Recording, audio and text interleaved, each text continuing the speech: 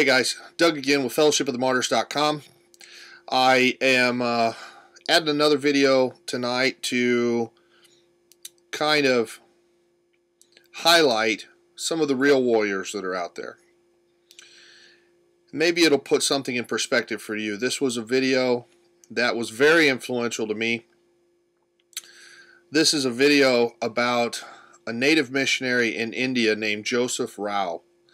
This is from the Gospel for Asia website, that's gfa.org. And they're an organization that I believe in and I think is doing a really great work supporting 16, 17 something thousand native missionaries in the subcontinent of Asia, and doing a tremendous amount of work for very small budget comparatively.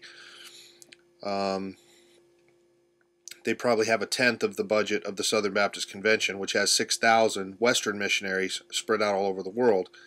Gospel for Asia has a tenth of the budget and has 16,000 missionaries. So pound for pound, they are much more effective than a white Western couple that you send overseas that burns out on average in 5 years and costs $100,000 a year.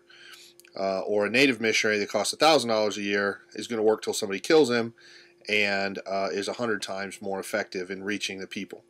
He knows the language, knows when to burp, will sleep on the floor and eat rice, and doesn't need a pension and a private education for his kids and stuff like that. So anyway, if I'm going to go to war, I want to go to war with Joseph Rao.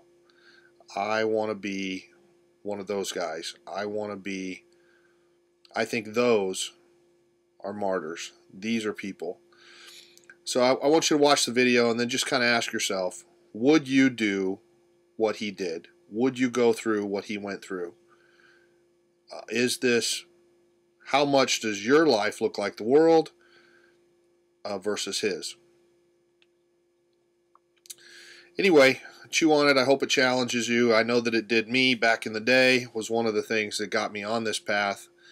Really hungry for the Lord, and then I prayed and prayed. November 23rd, 2004, and the Lord showed up, showed me a vision of how bad things are and how much we need to hurry, and wrecked me forever. So I hope he shows up and wrecks you somehow.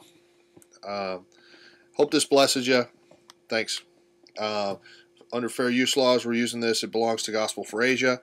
But lots of other videos on their website. You can see the impact they're having among the Dalit, the untouchable people, and other work that they're doing all over India. And I'd encourage you to support them as the Lord leads and allows. They have a free book called Revolution in World Missions. I've done a book review on that previously. You can write gfa.org, get on their website, request the free book, and they'll send you one free. You give it away to people, they'll send you another one. You give that away, they'll send you another one.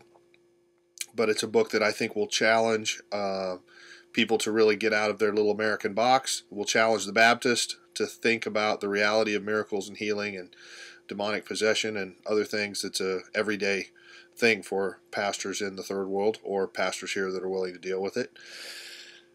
Had a sister yesterday screaming bloody murder, manifesting demons in my room, and having to pray and rip stuff off of her and continue to pray for her. Anyway, so that's all for now. Thanks for listening. It's time to pick a team, people, and the team you're on may be more lukewarm than you realize, so dial it up. Thanks.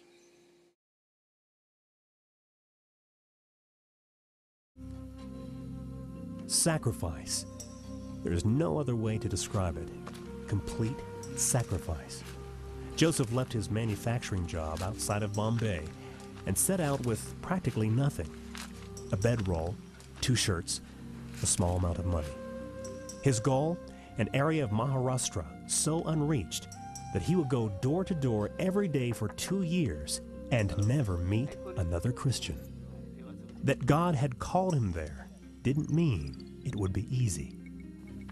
The ground was hard and dry, and for years the seeds he sowed seemed to simply blow in the wind and take no root. या शहरामध्ये आल्याच्या नंतर मला एक छोटंसं घर मिळालं.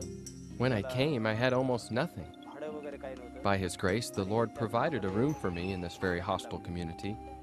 There was nothing in it, only what I carried with me.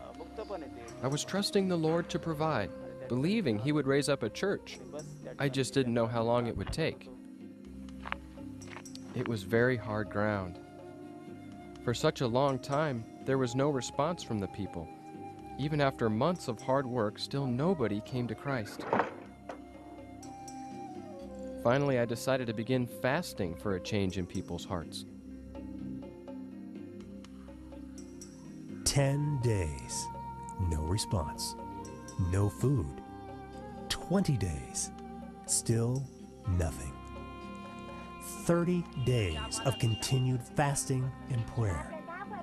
Still, the breakthrough did not come. Eventually, the fast had to end. Yet even this didn't cause him to lose hope. I was supplied with printed materials to hand out, but the task of getting them home was almost too much for me.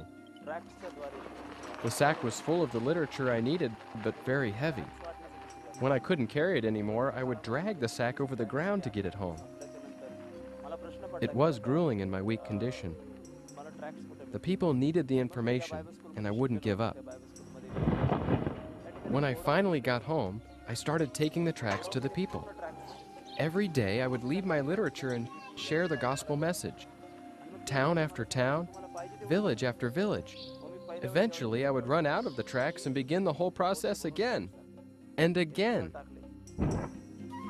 For the next 2 years, Joseph would continually offer his body as a living sacrifice to the Lord. Yet despite all his efforts, the people still were not responsive. When he was not out sharing with people, he would return to his empty room and read his Bible and pray. Hearing him pouring out his heart to the Lord made his neighbors nervous, and they accused him of witchcraft. For his safety, he was forced to find somewhere else to pray. It was then he began climbing to the top of a deserted hill about a mile from his home. God provided this quiet place of solitude. I could turn my heart to Him and not have to worry about those around me.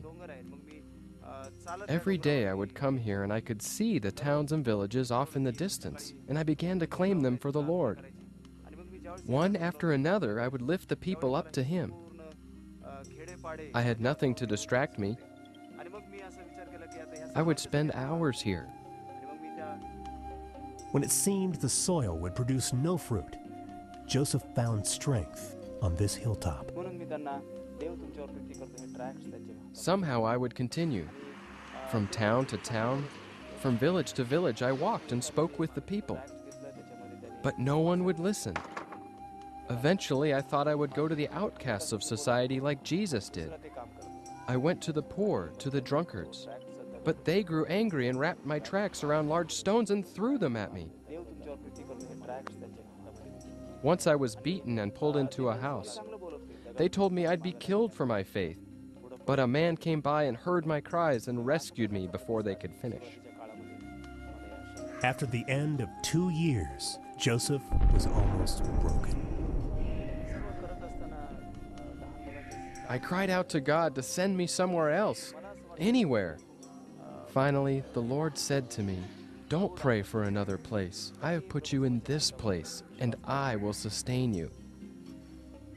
It was then I was led to speak to the only people in this land who would listen to me.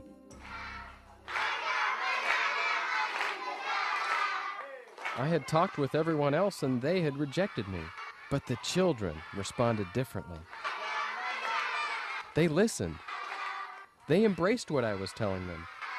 Soon scores of children would come to my room and I would teach them simple church songs and tell them stories from the Bible.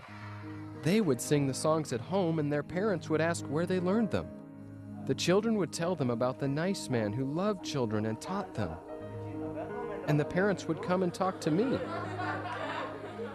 Many, many doors were opened through these children. The Lord is so faithful. He is moving. See that village? I've gone to every doorstep and evangelized there. We now have a mission started. And in that town over there, we have a church. And that town too, we have a church and another mission starting. That town, and that town, and that village over there. I visited all these towns, every house with the good news of Jesus Christ.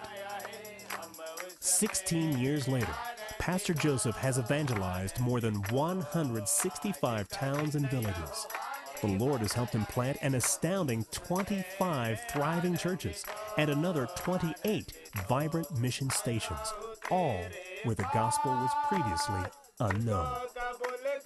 With his love for the Word of God, Pastor Joseph also helps run the GFA Bible School based in his area to help raise up more strong Bible-based pastors to lead these young churches. He also continues to meet and teach those who first listened to him, the children.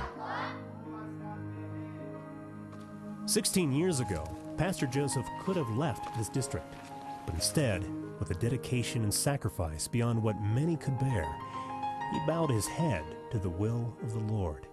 And now he is able to look out over many towns and villages that will be forever changed by the good news of Jesus Christ.